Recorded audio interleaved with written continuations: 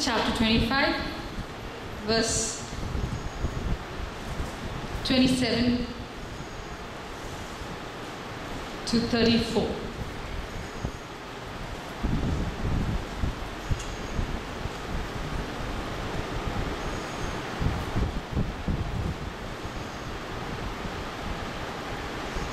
Genesis chapter 25, verse 27 to 34. So the boys grew, and this is about Isaac's sons. So the boys grew, and Esau was a skillful hunter, a man of the field, but Jacob was a mild man, dwelling in tents. And Isaac loved Esau because he ate of his game, but Rebekah loved Jacob. Now Jacob cooked a stew, and Esau came in from the field, and he was weary. And Esau said to Jacob, "Please feed me with that same red stew, for I am weary." Therefore his name was called Edom. But Jacob said, "Sell me your birthright as of this day." And Esau said, "Look, I am about to die, so what is this birthright to me? Then Jacob said, "Swear to me as of this day." So he swore to him and sold his birthright to Jacob. And Jacob gave Esau bread and stew of lentils. Then he ate and drank, arose and went his way. Thus Esau despised his birthright. Let's pray. Father God, we thank you, Master God. We thank you in the name of Jesus, O God, that you are in this place, O Father God. Master, I pray that it will be not my word, but your word, O God. Father, I pray it will be uncompromisingly righteous. Bless us, keep us all safe in you, O God. Renew our minds, O God, this day. Renew our spirits, O God, this day. In the name of Jesus Christ we pray. Amen. This is about Jacob and Esau. And it's a very common story for all of us. Isaac had two sons. One was a hunter and one used to live in the tents. He was a good cook, I guess, Jacob. And Jacob comes in. This is about his birthright. I just wanted to dwell on this particular verse called weary. You know, when Esau comes in after hunting, anyone who has come in after hunting would be a bit tired. Very tired, in fact. But here it says, "Now Jacob cooked a stew, and Esau came in from the field, and he was weary. And Esau said to Jacob, 'Please feed me with that same red stew, for I am weary.' Therefore his name was called Edom." He describes himself as so weary that he's about to die. I understand physical weariness. I understand physical tiredness. But he says, "I'm about to die, just give it to me." And Jacob gives it to him, but with the condition of his birthright. I want you to focus on this for a minute and understand weariness. Weariness is tiredness. But here Esau takes it a bit further. You know, in that same house, in the same tent, not only is Jacob cooking, but I'm sure Rebekah, his mother, has also cooked. Right? Jacob is not the one in charge of the cooking there. Jacob enjoyed cooking. His hobby was cooking. His passion must have been cooking. So he cooked. But that was not the only stew in the house. That is not the only food in the house. Rebekah, his mother, the maid servants, everyone are in charge of the cooking. He does not go to them and say, "Give me food." He goes to Jacob, looks at the stew he's made. He's like, "This looks really good. It's red in color. Give it to me." And when Jacob says, "You know what, you need to give me your birthright," he doesn't just say, "Okay, if you don't want to give it to me, fine, forget it. I'll go to mommy and have it." He doesn't say that. He says, "Okay, fine, take it. What good is this birthright to me?" Jacob is so smart. You know, there is this weariness in the flesh and there is this weariness in the spirit. The weariness in the flesh comes through just physical work. Anyone can get weary. But weariness in the spirit, it is accumulated. You don't just come back and suddenly become weary. The Bible says, do not grow weary. It is not a spontaneous thing that, oh my gosh, you know what? I just got tired and I'm giving off my birthright. No, Esau's life was not that. Esau has been sowing to his flesh over a period of time, coming to that point where he despised everything of the Lord, even his birthright. You know, when the Bible says he despised his birthright, they are saying that for him to despise the blessings of God, that means he is somewhere else. He is weary in his spirit, in his soul. How does weariness come into us? In our spirits and our souls. When we have opened a door, either it is in the form of distrust towards God, unbelief towards God, saying that you haven't answered this prayer and you have started growing weary in your spirit. You get so weary that you're like, how much do I pray? I keep praying, you don't answer. Okay, fine, but I'm praying. But we are praying, but with a weariness in us. And the weariness accumulates over time. Sometimes it is in the form of an attack, where the spirit has been exposed to something unholy. Or it is about feeding to your flesh, where the spirit has got more of logical thinking than the word of God. When you keep speaking logic to your spirit and you don't feed the spirit with the word of God, then the spirit starts getting weary. It starts getting weak. And after some time, the blessings of God look very small. That's what happened to Esau. You know, when you come to a place where you're saying, this is nothing. Being in church is nothing. Praying is nothing. Going to church is nothing. Or the blessings of God is nothing.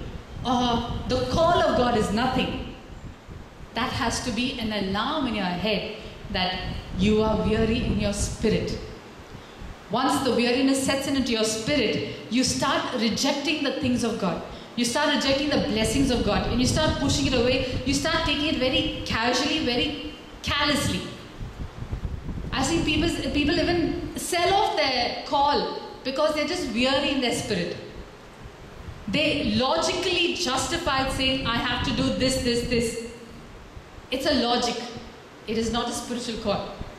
The spirit would be otherwise. Once the spirit is being fed with the word of God, it starts receiving the blessing. It starts making place for the blessing. It starts preparing itself for the blessing. Esau was in that place where he kept rejecting, where he didn't think so much. He kept thinking about the flesh. He kept feeding to his flesh. Hunting is no bad thing. But if you're not hunting and feeding your spirit, it becomes a bad thing. Then you start getting weary. Many Christians go through that in the church. They start getting so tired of just praying. They get so tired of just the pastorally counsel. They get so tired of just fellowship. You say fellowship, they laugh. Why? Because it's become a mocking thing to them. They start mocking it. They're like, I've done this. I've played the game. For them it's a game. For them it's a ritual. For them it's a system. No. Once we start looking at the things of God, at the system of God as a ritual, then weariness has entered into your mind, into your spirit. I want you to understand something. The Bible says Jacob was in the tent. It says Jacob was a mild man dwelling in the tent. He wasn't a huntsman like Esau. Esau must have been physically very vigorous, very aggressive. This man was exactly the opposite. But when you compare the two, I want you to look at these two very carefully today. Do you remember that incident when Jacob was wrestling with the Lord? You remember that? Yes. When he has to come back and meet Esau. I'm just going to take clippets from Esau and Jacob's life to compare with one another. When you look at that, Jacob is getting scared to meet Esau because he's taken his birthright and after that he ran away to his uncle's house and he's been living there. And then when he comes back, he wants to come back. The Lord says, go back to your father's house. He's coming back. But then the fear is there. Esau might kill me. Esau might hurt me in some way. I've got my family and my kids now. What if he harms them? So he's getting worried over there. And then we'll go to chapter 32. Genesis chapter 32, verse 1.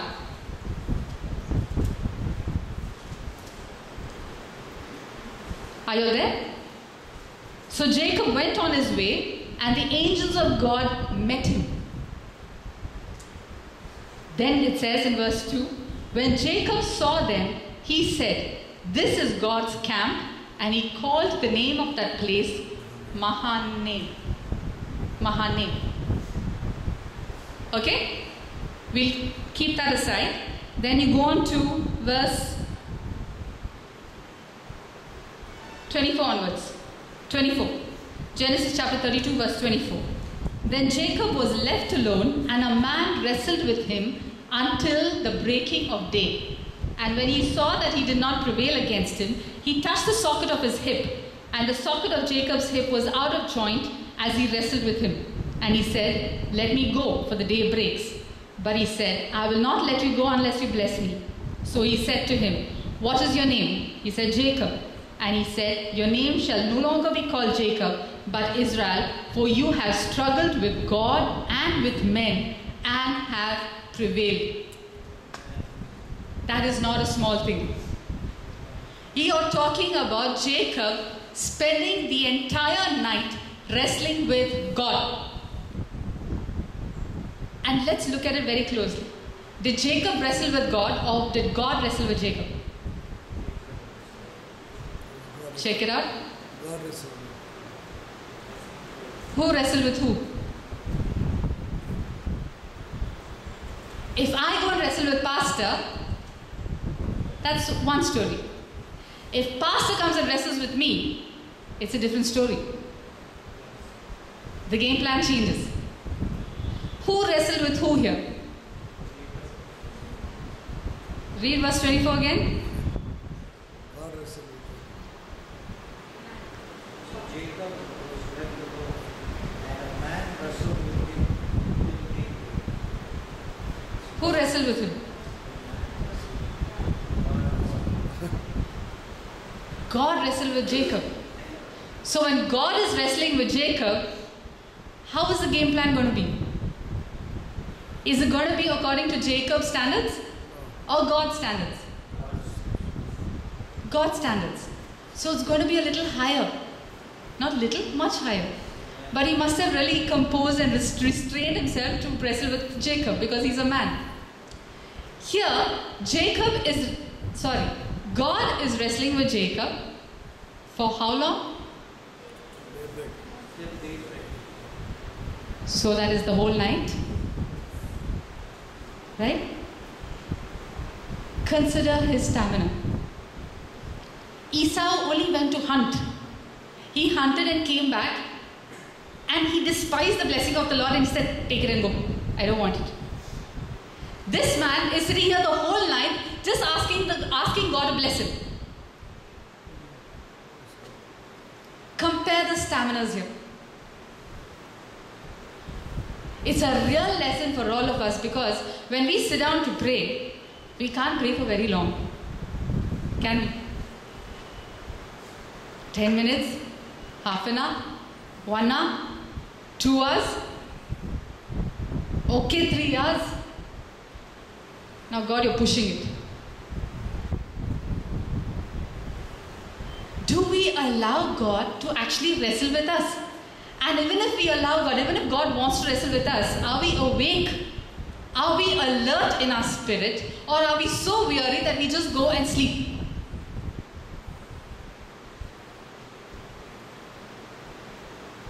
We don't have that spiritual stamina. Jacob wasn't strong physically. He wasn't a very aggressive, muscular man. No, he was a normal man, like all of us. But this man, his spirit was not weary. Esau's spirit was weary. Esau just thought he was physically weary, but his spirit was weary. Jacob was not weary in his spirit. Even if he was weary in his flesh. Look at chapter 32, verse 1. When you go beyond that, when you go before that, it's talking about Laban and his sons coming and meeting Jacob in the wilderness. And that time, they are having a dinner. They sacrifice. You want to read that? Let's read that. Let's read from verse 53 onwards. This is between Laban, which is Jacob's uncle, Laban and Jacob. Okay? Let's read from verse 53. The God of Abraham, the God of Nahor, and the God of their father judged between us, and Jacob swore by the fear of his father Isaac. Then Jacob offered a sacrifice on the mountain and called his brethren to eat bread, and they ate bread and stayed all night on the mountain. And early in the morning, Laban arose and kissed his sons and daughters and blessed him. Then Laban departed and returned to his place. You're talking about a late night there. Right? They made a covenant, they sacrificed, they cooked, they ate bread.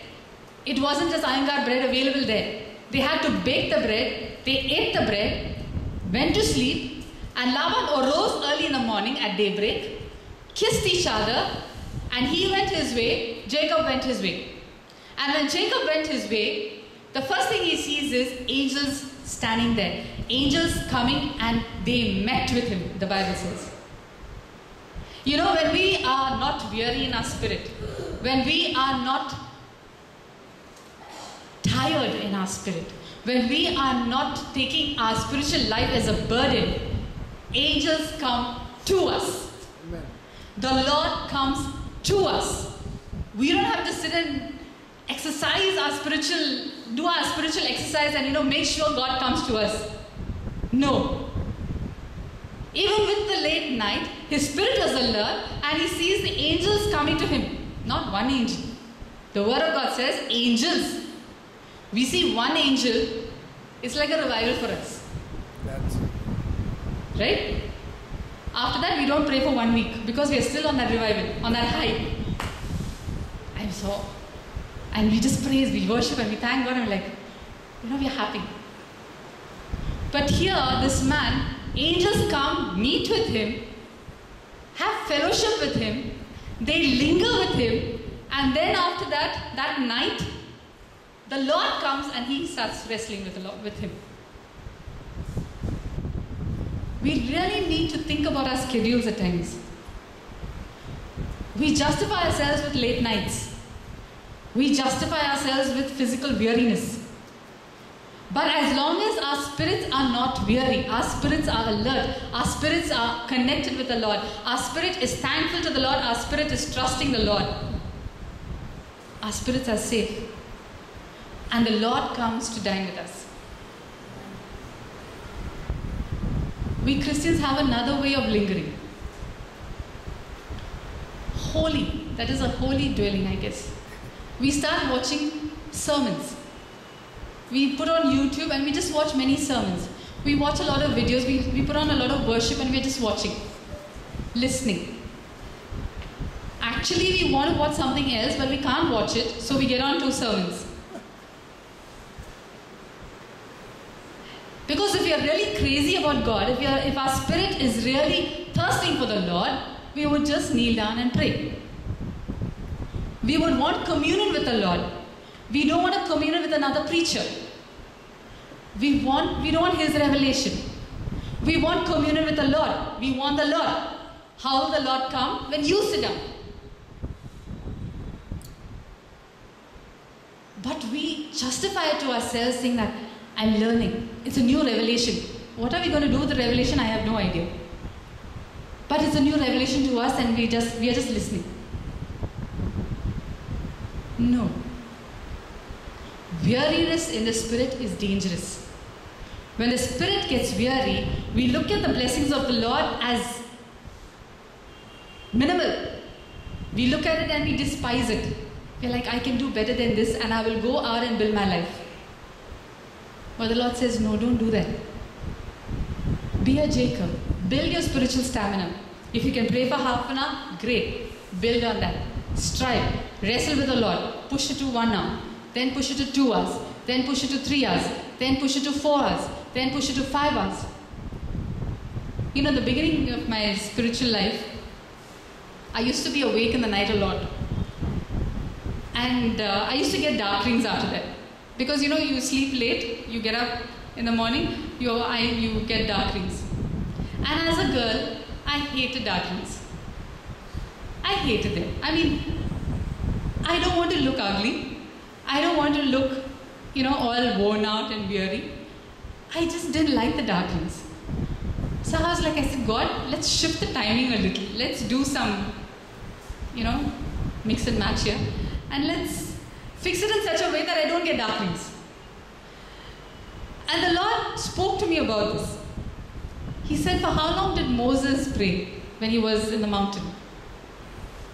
When Moses was with the Lord up in the mountain, when he went to get the 10 Commandments, for how long was he? 40 days. Nights. What does the Bible say about Moses? His face shining. Yeah. And did it say that he ate? No, right? The Bible says it glowed so much. It glowed much more, and they actually had to cover his face. Why? Because he was in the presence of the Lord. Here we are doing spiritual gymnastics, where we are sitting for a few minutes, and then we sit for 1-2 hours, and then we get a little bit of dark rings. We'll get dark rings only when we are not in the presence of the Lord, when we are trying to be in the presence of the Lord. When we are in the presence of the Lord, our faces glow. Amen. It is beauty with holiness. You can never have beauty without holiness. So let's increase our spiritual stamina here. Jacob wrestled the entire night. When you look at Job, the Bible, when you look at Genesis chapter 32, it's when it says the angels came and met with him. And, they were just standing there. They did not disturb Jacob. They were just standing there and watching over his people and just talking. And after that, God comes in the night and he does his work with Jacob. There's a certain beauty in lingering in the Lord's presence. You don't get weary in that. In Job's story, Job was lingering, the Bible says, when the angels come to him and say, Job, not Job, what's his name? Lot. When Lot is coming and he's been told, you need to get out of this place, the Lord is going to destroy Sodom and Gomorrah. Lot is seen lingering there. 2 angels come to him and they're like, you need to get out, daybreak is coming, you need to get out. And this man is seen lingering in Sodom and Gomorrah. For what, we have no idea. But when a person lingers in a certain place, it tells a lot about the person. When I linger on my phone, when I linger on the TV, when I linger in the presence of the Lord, when I linger chatting with someone, when I linger just talking, when I linger just drinking, when I linger just smoking, it shows the priorities of the person. Lingering shows where you are standing. Either the Lord is lingering with you or you are lingering somewhere else. And that would be called wandering. Amen? And we don't want that. We don't want that. Let's look at Esau's blessing. Go to Genesis chapter 27.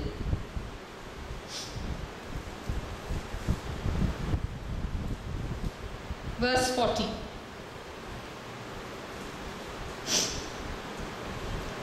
By your sword you shall live, and you shall serve your brother. And it shall come to pass, when you become restless, that you shall break his yoke from your neck. Jacob was called a deceiver, right? He deceived his brother Esau and he got his birthright. After that, Isaac blesses him with this blessing. By your sword you shall live, and you shall serve your brother, and it shall come to pass when you become restless that you shall break his yoke from your neck. We are very smart at saying that we got deceived by someone. It is very common for us to say, I got fooled, I got deceived. it is much more common for us to say, he is a deceiver, he cheated me, that person cheated me, that company cheated me. But if there is a deceiver, you need to understand there is a person who is ready to be deceived. Right? Deceivers are, both of them are not fools. There is a deceiver and there is a person who is ready to be deceived. Proverbs 1:17.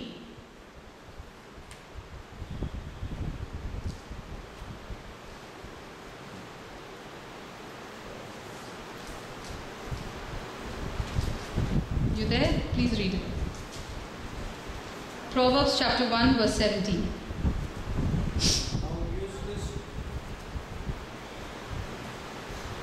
How useless to spread net in full view of all the birds.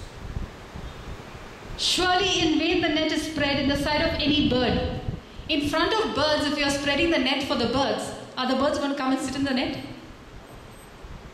No, right?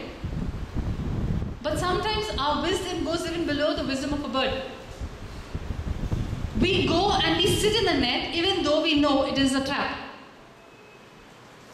That's why the Lord says, yes, there are deceivers. I'm not worried about the deceivers. But where is your wisdom that you are knowingly getting deceived? A woman of discernment, a person of discernment should not get deceived.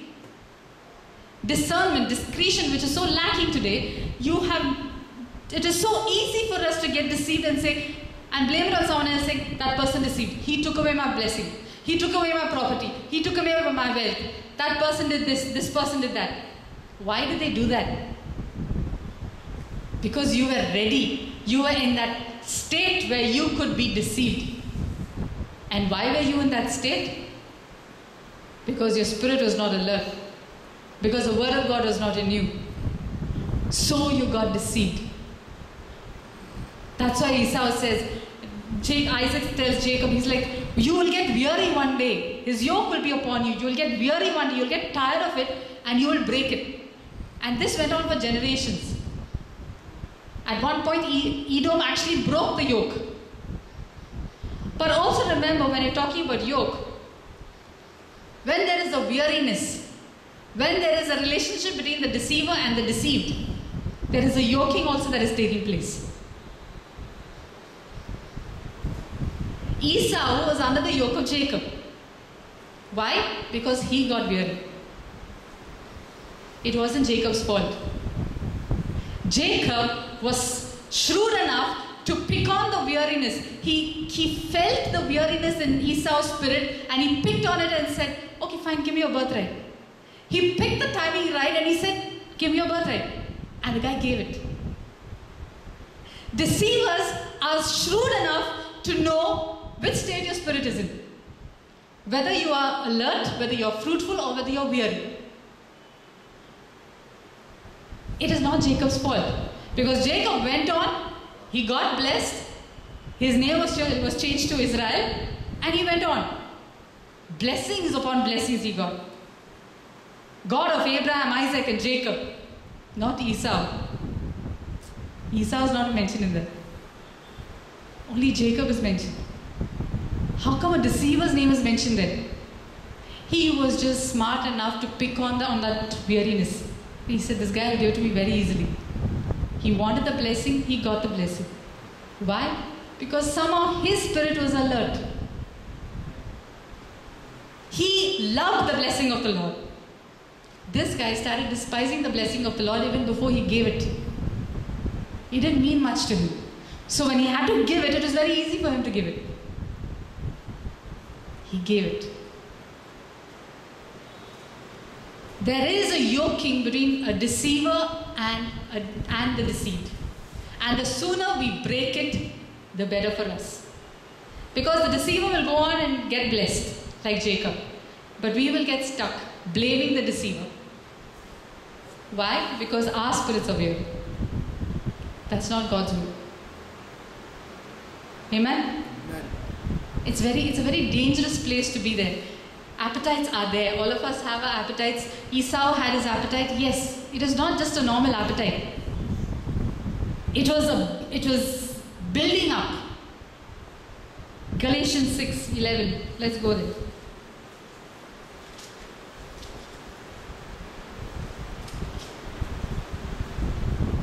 Sorry, 6:9. What does it say?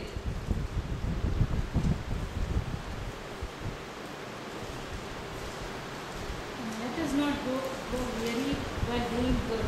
For in due season we shall reap if we do not lose. It says, let us not grow weary. Does it say, let us not become weary?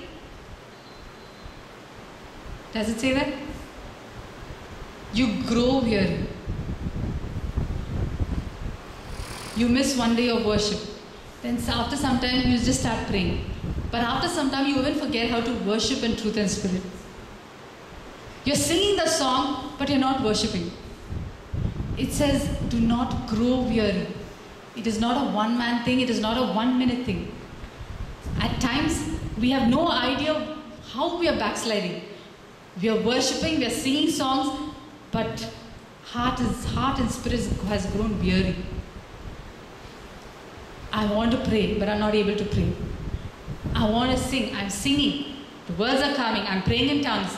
But then spirit is weary. I'm tired of waiting God for my blessing. I'm tired of this. I'm tired of this person hurting. I'm tired of that. One small mistake, one small fight, one small argument, we don't pray. Our prayer life gets compromised. But here Jacob wrestled through the night. Through the night. At every point of Jacob's life, when you notice, angels are coming to him. Angels are coming up and down the ladder for him. Bethel. Angels are coming, lingering around him for him. It is always for him. It is never for Esau. Esau became so weary. He became so dead in his spirit that he got married to the women of the land. When he got married to the woman of the land, he is his father's pet, right? The Bible says. Isaac loved Esau, Rebekah loved Jacob, the Bible says. When he does that, let's go back. Genesis.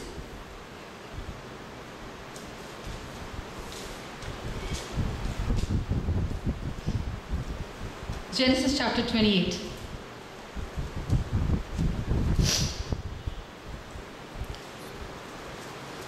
Onwards, when you look at it, okay, let's read from verse 5. So Isaac sent Jacob away, and he went to Paddan Aram, to Laban, the son of Bethuel, the Syrian, the brother of Rebekah, the mother of Jacob and Esau. Esau saw that Isaac had blessed Jacob and sent him away to Paddan Aram to take himself a wife from there. And that as he blessed him, he gave him a charge, saying, you shall not take a wife from the daughters of Canaan. And that Jacob had obeyed his father and his mother and had gone to Paddan Aram. Also Esau saw that the daughters of Canaan did not please his father Isaac. So Esau went to Ishmael and took Mahalath, the daughter of Ishmael, Abraham's son, the sister of Nebajoth, to be his wife, in addition to the wives he had. I'll summarize it. Esau, when he was 40, he got married to 2 women. After he got married to 2 women, Rebekah and Isaac were very pressurized. They did not enjoy this marriage alliances that Esau had brought in, and they got vexed in their spirit. After some time, Rebekah tells Isaac, he says, let Jacob not marry from one of these girls from the city. Let him go to my brother Laban and get married over there. So Isaac sends him there. I want you to notice something. Verse 8. Let's read that. Also, Esau saw that the daughters of Canaan did not please his father Isaac. Right? When did he get to know this?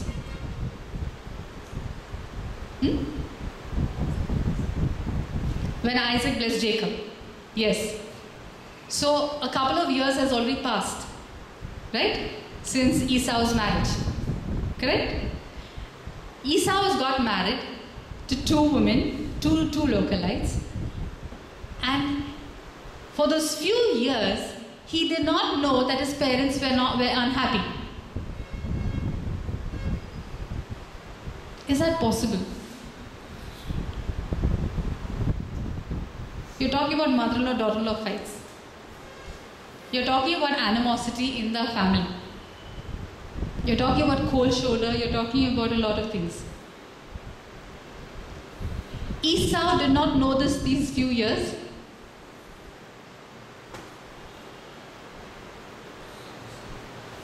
Weariness brings blindness. He couldn't see basic things, what a normal person can see.